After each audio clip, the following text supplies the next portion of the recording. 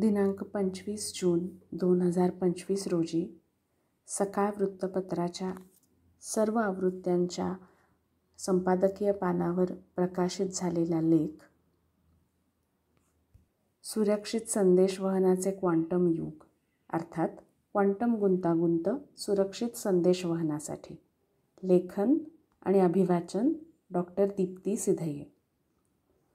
भारताची संरक्षण संशोधन आणि विकास संस्था DRDO आणि भारतीय तंत्रज्ञान संस्था IIT दिल्ली यांच्या संयुक्त पथकाने गेल्या आठवड्यात 1 किलोमीटरपेक्षा जास्त अंतरावर क्वांटम गुंतागुंतीवर आधारित फ्री स्पेस क्वांटम सेक्युअर कम्युनिकेशनचे अर्थात quantum entanglement based free space quantum secure communication याचे प्रात्यक्षिक केले. सुरक्षितपणे संदेशवहन करण्याच्या दृष्टीने हे एक महत्त्वाचे पाऊल आहे.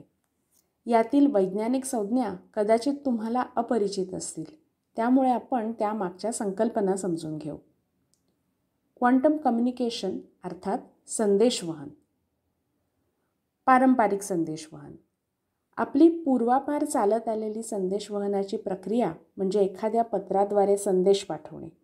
आता हे पत्र मुक्कामी पोहोचण्याच्या आतच दुसऱ्या एखाद्या व्यक्तीच्या हाती लागल्यास ती व्यक्ती हे उघडून वाचू शकते, तसेच त्यातला मजकूर उतरवून घेऊ शकते. आणि हे सर्व पत्रप्रेषक अर्थात पत्र पाठवणारा आणि पत्र प्राप्तकर्ता या दोन्ही व्यक्तींच्या नकळत घडू शकते. त्यामुळे ही पद्धत धोक्याची आहे. विशेषतः युद्धजन्य परिस्थितीमध्ये शत्रू पक्षाच्या हाती असे पत्र लागले तर अनर्थ घडू शकतो. क्वांटम संदेशवहन. क्वांटम संदेशवहन हे असे एखादे पत्र पाठवण्यासारखे आहे जे कोणी उघडण्याचा प्रयत्न केला तर त्यातील मजकूर चक्क बदलतो. थोडक्यात जर कोणी ते वाचण्याचा प्रयत्न केला तर संदेश अशा प्रकारे बदलतो की पत्रप्रेषक आणि पत्र प्राप्तकर्ता यांना कळते की कोणीतरी हे पत्र वाचण्याचा प्रयत्न करत आहे. हे नक्की कसे घडते हे जाणून घेण्याची पहिली पायरी म्हणून सुरुवात करूया क्वांटम बिट याचे लघुरूप असलेल्या क्यूबिट या संकल्पनेपासून. क्यूबिट. बिट जे बायनरी डिजिटचे लघुरूप आहे, हे संगणकीय क्षेत्रातील डेटाचे सगळ्यात लहान एकक आहे. हे 0 किंवा 1 यांपैकी एकच बायनरी मूल्य दर्शवू शकते. ज्याप्रमाणे एखादा दिव्याचा स्विच चालू किंवा बंद यांपैकी एकाच स्थितीत असू शकतो. आता आपण वळूया क्वांटम संगणकाकडे व त्याच्या माहितीचे मूलभूत एकक म्हणजेच क्यूबिटकडे.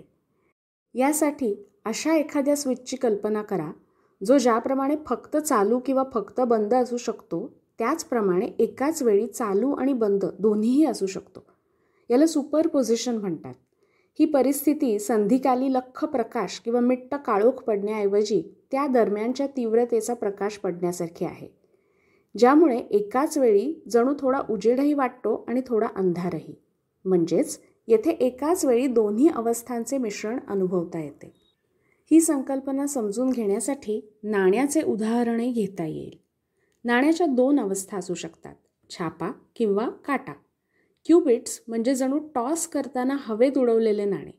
ते एकाच वेळी छापा आणि काटा या दोन्ही अवस्था दर्शवते.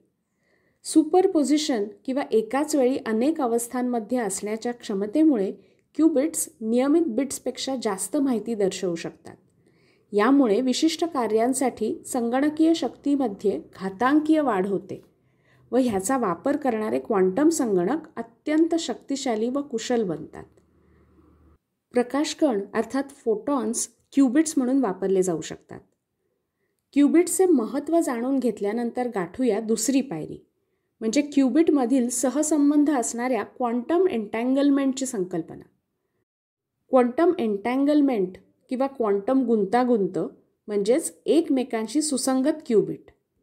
काही उदाहरणांच्या मदतीने आपण ही संकल्पना समजून घेऊया. उदाहरण 1. समजा तुमच्याकडे 2 हाताच्या हातमोजांचा एक संच आहे, ज्यातील एक हातमोजा तुम्ही एका पेटीत ठेवला आहे आणि दुसरा हातमोजा बऱ्याच अंतरावरच्या दुसऱ्या पेटीत. आता जर पहिली पेटी उघडल्यावर तुम्हाला त्यात डाव्या हाताचा हातमोजा दिसला तर दुसरी दूर अंतरावरची पेटी न उघडताही तुम्ही सांगू शकाल की त्यात उजव्या हाताचा हातमोजा आहे. दुसरं उदाहरण म्हणून 2 अशा खेळण्यांचा विचार करा जी अशा प्रकारे जोडली गेली आहेत की ती एकमेकांपासून कितीही दूर असली तरीही नेहमी सारखेच रंग दाखवतात. म्हणजे जर तुम्हाला एक खेळणे निळे दिसले तर तुम्हाला न बघताही सांगता येते की दुसरे खेळणे देखील निळे आहे. क्वांटम एन्टँगलमेंट हे असेच काहीसे असते. यात 2 किंवा अधिक क्युबिट्स एकमेकांशी जोडले जातात. त्यांच्यात बरेच अंतर असू शकते, पण त्यांचे गुणधर्म अशा प्रकारे जोडलेले असतात की एकाच्या मापनाच्या परिणामावरून दुसऱ्याबद्दल माहिती मिळते. म्हणजेच एकाच्या स्थितीचे निरीक्षण केले की तुम्हाला दुसऱ्याच्या स्थितीबद्दल लगेच काहीतरी कळते. उदाहरणार्थ 2 एन्टँगल्ड अर्थात गुंतलेल्या आवळ्या जावळ्या क्युबिटची कल्पना करा. एकाची स्थिती 0 असेल तर याचा अर्थ दुसऱ्याची स्थितीही 0च असणार. जरी क्युबिट्स प्रकाश वर्षे अंतरावर असले तरीही हे त्वरित घडते. क्वांटम कम्युनिकेशनमध्ये क्वांटम फिजिक्सच्या विशेष नियमांच्या आधारे क्युबिट्सचा वापर करून गुप्त संदेश कसा पाठवता येतो याची ही मेख आहे. जर कोणी क्युबिट मोजण्याचा किंवा कॉपी करण्याचा प्रयत्न केला तर त्याची स्थिती बदलते. त्यामुळे मूळ संदेश तर वाचता येत नाहीच. याशिवाय पत्रलेखकाला या हेरगिरीचा पुरावाही उपलब्ध होतो. यामुळे क्वांटम संदेश हॅक करणे किंवा चोरून ऐकणे अत्यंत कठीण होते. अशा प्रकारे क्वांटम कम्युनिकेशन बँकिंग तपशील किंवा वैद्यकीय नोंदी इत्यादी सारख्या संवेदनशील माहितीचे हॅकर्सपासून संरक्षित संदेशवहन करण्यासाठी अत्यंत उपयुक्त आहे. क्वांटम कम्युनिकेशन समजून घेण्यातली पुढची पायरी आहे क्वांटम की डिस्ट्रीब्यूशन QKDची. क्वांटम की डिस्ट्रीब्यूशन अर्थात QKD क्वांटम मेकॅनिक्सच्या नियमांचा वापर करून 2 पक्षांना एक गुप्त एन्क्रिप्शन कोड अर्थात की सुरक्षितपणे निर्माण करून शेअर करण्यास सक्षम करते. म्हणजे जणू या दोघांकडे एक खास कुलूप असते आणि ते उघडण्याचा पासवर्ड असतो जो फक्त ते दोघेच वापरू शकतात.